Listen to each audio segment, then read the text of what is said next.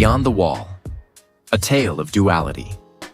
These days, as the dust of war settles over the sky of my homeland, many ask, why are you silent? Why don't you defend the government now that a foreign country has attacked? My answer is a story that shows if you haven't fallen victim to Stockholm Syndrome, you cannot stand behind this regime. To understand this answer, you must return with me to mid-2006. To Azadi Street, near Enghelab Square. I was 19, young and naive, but thirsty for truth. My mind was a battlefield between inherited beliefs and emerging doubts. A year earlier, the idea of separating religion from politics was a red line. Even thinking about it felt sinful. But now, secularism had become a window into a world I longed to understand. Still, I was seeking spirituality, just with a different flavor.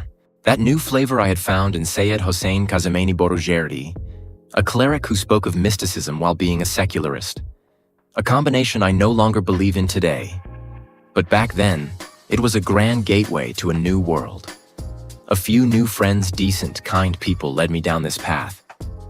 But this new way wasn't the peaceful spiritual journey I had imagined.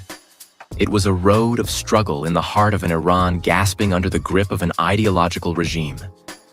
There was no high-speed internet yet. The internet had only the sweet scent of dial-up. In that foggy atmosphere, I was intoxicated by finding a new path to satisfy my curious soul. The dopamine flooding my brain gave me an illusion of courage, making me fearless. And fearlessness was exactly what that circle required.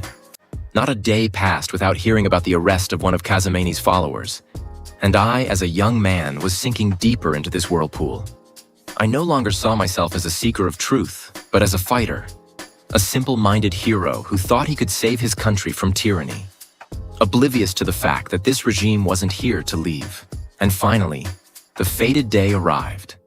The government had escalated its pressure. This propaganda had to be dismantled. I was so deep in the illusion of struggle that I went home, stood before my mother and sister-in-law who were there and said, "I'm going. You likely won't see me again. We'll meet in the afterlife." My mother, crying and begging, tried to stop me. She couldn't. I went to Borojerdi's house. The alley had turned into something like a strategic war trench. After a day of street clashes with the authorities, that damned night arrived. We were around 2,000 people, armed to the teeth with rebar and scrap metal. Naively, we thought we might win, but we were also ready to die. Until late at night, we fought off Basij forces who attacked with rocks and sticks. When they failed to push us back, it was time for the special forces. Tehran's police chief stepped forward and offered a deal. Surrender your weapons and no one will be arrested. Kazemeni accepted. We, in our innocence, surrendered everything. We had been tricked. As soon as we were disarmed, the order came. Everyone must be arrested. But that police commander, who didn't sell his honor for his position, refused to carry out the order he had given his word. Right there, in the middle of the battlefield, he was dismissed. His replacement, drunk on power, ordered a full-scale assault. We were defenseless. The fires we had lit to neutralize tear gas were going out, one by one. The special forces stormed in. Everyone fled in every direction. Some neighbors opened their doors and offered shelter. But many, in the surrounding alleys, got caught in human tunnels the officers had formed, beaten with batons and herded toward arrest buses. Around 50 of us took refuge in Borojerdi's yard. He and his family were there too. First, a water cannon truck attacked us with tank-level pressure. Then, a Hilux smashed the gate. Forces with only their eyes visible through masks poured in, followed by Basijis shouting slogans. Like a live trap, they caught people one by one and dragged them through the beating tunnel. So much tear gas was fired that breathing became impossible. About 20 of us rushed into the house, some girls, some boys. Once inside, they stopped the tear gas to prevent us from lighting a fire, but instead filled the air with pepper gas canisters and a horrific vomit-inducing gas. I can't remember how many, but it felt like your lungs were melting. Then the door broke, and terror stormed in. Gunfire echoed in the gas-filled room, shattering eardrums. I saw people fall before my eyes. You cannot imagine what it feels like to see someone shot from 1 meter away. I hope you never do. When death stands that close, the entire world fades away. Among us, a few incredibly brave souls disarmed an officer and held a knife to his throat. But the commander yelled, "Kazamani, I'm counting to 10. If they don't surrender, I'll kill them all in front of you." Kazamani told them to surrender. They carried horrific tools, short rods attached to long springs, ending in a metal weight. With these, they struck kids on the head like a sledgehammer, arresting them drenched in blood. A dining table stood in the middle of the room. Kazamani, with 2 men and 2 girls who shielded him, stood on one side.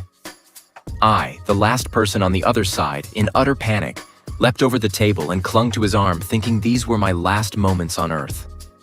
They dragged the 2 girls, I knew one of them, and beat them as hard as they could. Then came the last man shielding him, beaten to the point. I don't know if he survived. Finally, they grabbed Kazamani himself. Their mission complete, they encircled him and forced him to sit. Everyone who passed landed a blow. One pulled his beard so hard that a chunk of skin came off, spraying blood. One of them hit me on the back with a baton. Amid the chaos, I snatched it from him and was pulled outside by the crowd. Among Iran's security forces, there's a group called plainclothes men. That night, luck was on my side. I had fasted for 40 days, was emaciated. My clothes soaked in blood, they mistook me for one of them. They were so intoxicated by Kazamani's capture, they didn't notice me. They shoved him into a car, and the others danced atop the vehicle in religious triumph of victory dance. Now came the time to clean the scene. Everything had to appear normal before dawn. I had just witnessed Kazamani's arrest, had just escaped death by inches, and slowly made my way toward the main street. I passed the first 2 security rings thanks to scattered skirmishes. I just walked and walked. At the intersection with the main road, someone beside an ambulance said, "Your leg is bleeding." That's when I realized I had been shot. I just said, "There are too many wounded here, help them," and kept moving toward the last Special Forces line. As I reached the final row, someone asked a soldier a question. When the soldier turned to answer, I slipped past. I had escaped. My motorcycle was nearby, but I didn't approach. I knew I'd be arrested. So I started walking. A bit further past Enkeleb Square, I found a screwdriver on the ground. I hid it in my sleeve in case someone stopped me in the lonely dawn. I didn't want to be defenseless. I barely made it home. I found out my parents had searched the streets all night for me. When I got in the shower and dropped my clothes in a tub the next day, the clothes had dissolved like they'd been soaked in acid. For 3 months, I could barely speak from the chemical gas exposure. I thought I had lost my voice forever. Even now, whenever I hear a sudden loud sound, the gunfire from that night rings in my ears and panic overtakes me. I'll never forget the Special Forces commander's shout, "You think we're like Savak letting you go? We'll kill every last one of you." Now, even though I no longer hold those religious beliefs or the worldview of that era, this story of mine, alongside thousands of similar narratives, thousands of deaths, and thousands of executions, stands as its own undeniable testament. So, should I shield such a government? Now that someone more powerful has come head-to-head with it, should I be worried about its survival? I pulled myself out from under the rubble of my homeland's history years ago, but I will never forget that night. My final word is for those who still think there's a way to compromise with this system. There isn't. Death comes once. Morning comes once. Let this nightmare end. No one knows exactly what tomorrow holds, but I promise you it won't be worse than this.